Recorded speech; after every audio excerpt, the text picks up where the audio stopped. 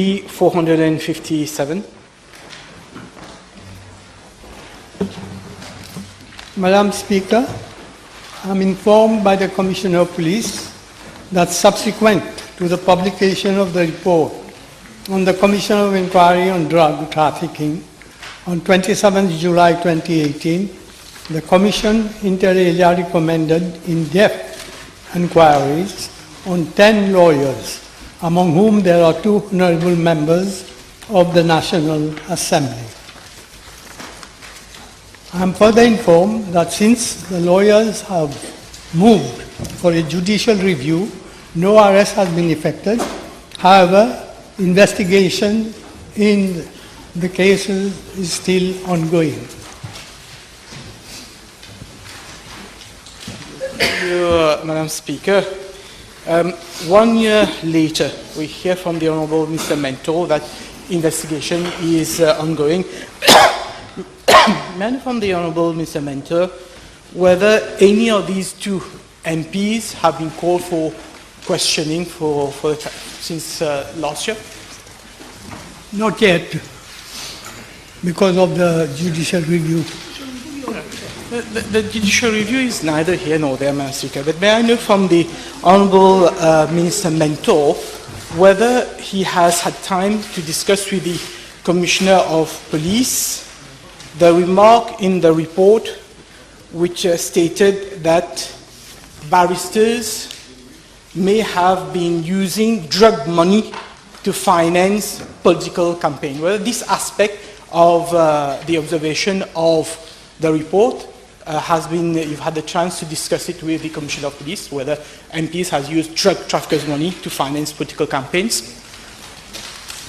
Well, the 2 MPs, they are contesting the finding, and they have gone for judicial review. I think we lose nothing by waiting to see what happens. If they win there, then what in-depth inquiry will be made? Speaker, the report of the Commissioner of Inquiry is very clear. They're not accusing anyone. They're not accusing the lawyers. They're not accusing any MPs. They are requesting the police to carry out investigation. So I'd fail to understand how applying to judicial review would be a bar to the police making inquiries. So has the Honourable Minister Mentor discussed with the police? And did the police get a legal advice that they can't conduct inquiry as long as there is a court case pending for judicial review? The in-depth inquiry will be started when this judicial review is over.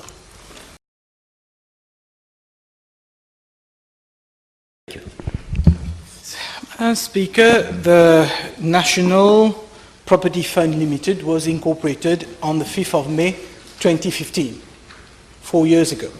I know from the Honourable Minister, why is it that after 4 years, the company has not filed a single account, single financial statement as required by law? I'm aware of this situation, Madam Speaker, and since I took office in 2017, I've put this as a matter of priority, but as you are aware that there were a backlog which needed to be catched, and due to problem with staffing, all these, NPFL has been unable to meet the deadlines, but I'm told that recently the accounts are in the process of being audited, and I met with the auditors yesterday itself, so this is progressing well so far. The Honourable Minister mentioned that the liabilities is 12.260 billion rupees, 12.6 billion rupees. So may I know from the Honourable Prime Minister, how much out of these 12 the Minister of Financial Services, how much out of these 12.26 billion rupees is guaranteed by the government?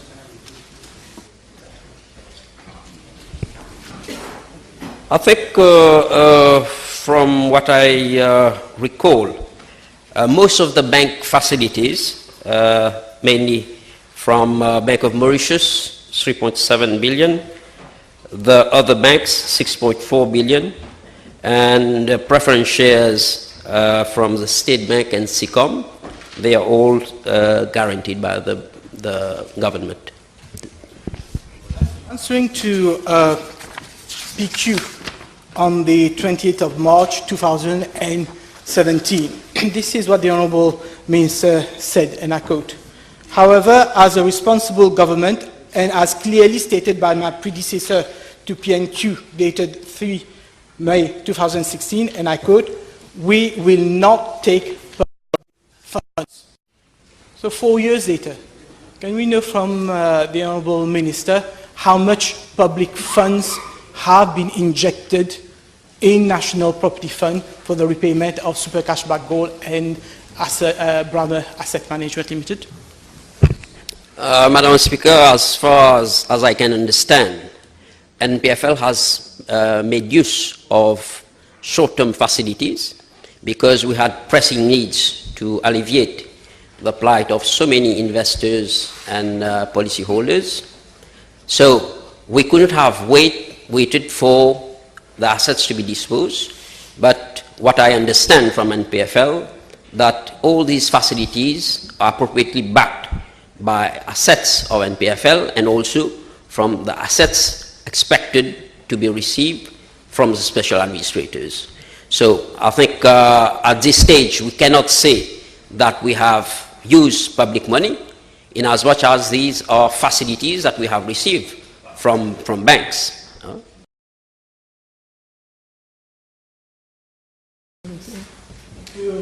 Speaker, the Honourable Minister just mentioned there is a committee to review the Consumer Protection Bill. Is the Honourable Minister aware, and he should be, that as far back as 2014, a Consumer Protection Bill was circulated in this House. So do I take it from the Honourable Minister that there's going to be a complete relooking of what was circulated in 2014? And if is the case, is he proposing to come with a new bill in this session of Parliament?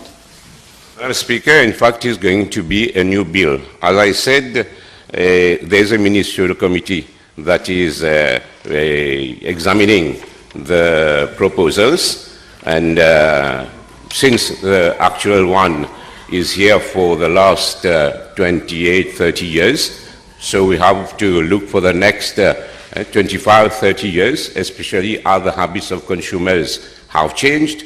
Even the traders, as I explained, the way they are marketing their products, especially now that we have hypermarkets, supermarkets, instead of small shops that we used to have.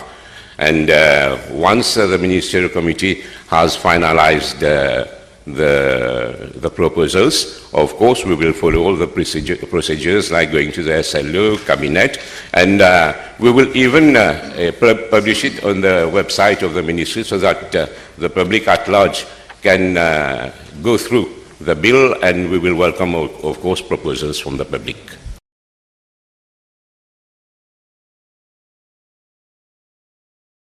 Dean? 468.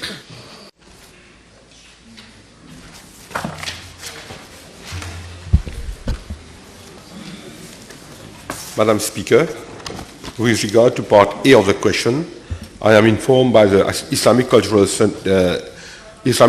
Trust Fund that an expression of interest for the transportation of Mauritian pilgrims to Saudi Arabia was sent to airline companies and local general agents on 18th January 2019. The expression of interest was also published in newspapers as from the 19th January. 2 proposals were received, and out of the proposal received, the only responsive offer was from Saudi. The price offered is 40,109, inclusive of taxes.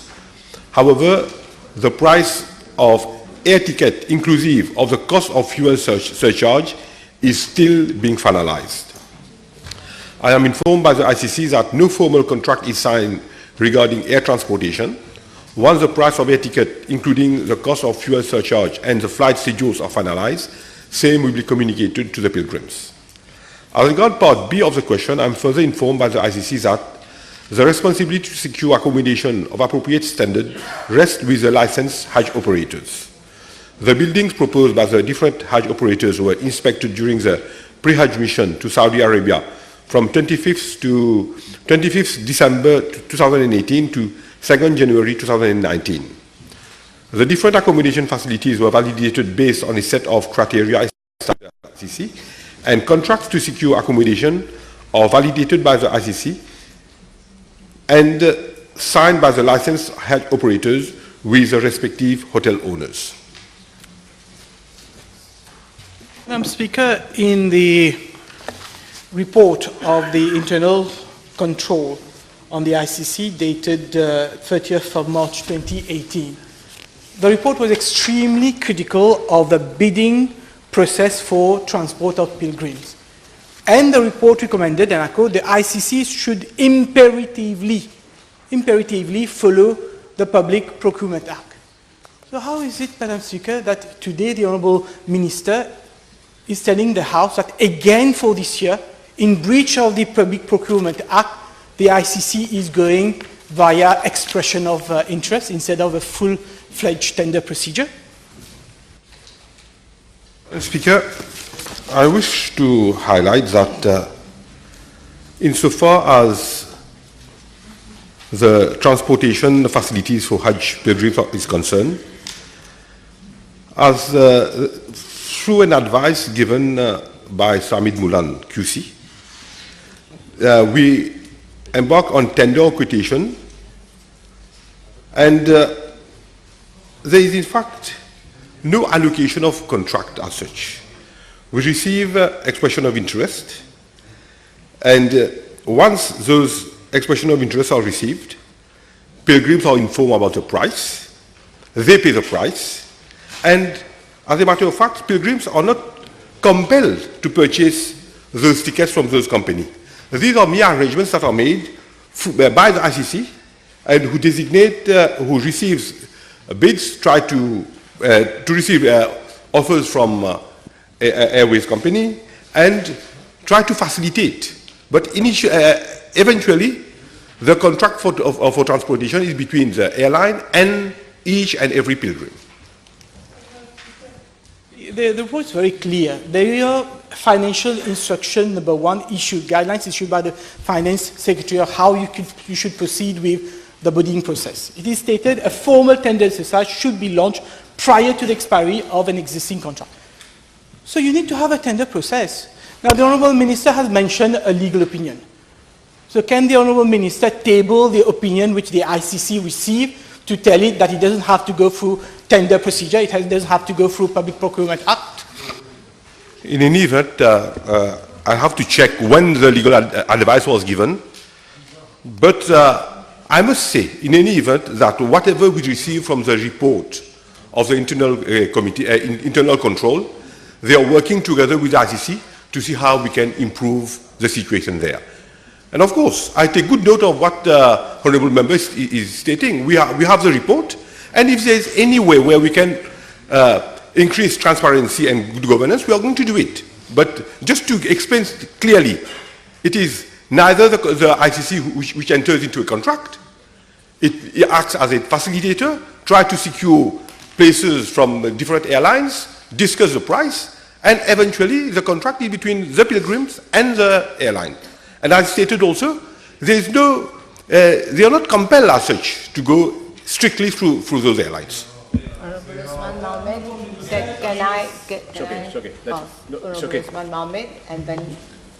No, the question that And then I'll come had, the question I wanted to ask has already been asked. You may give the floor to Honourable Uteem.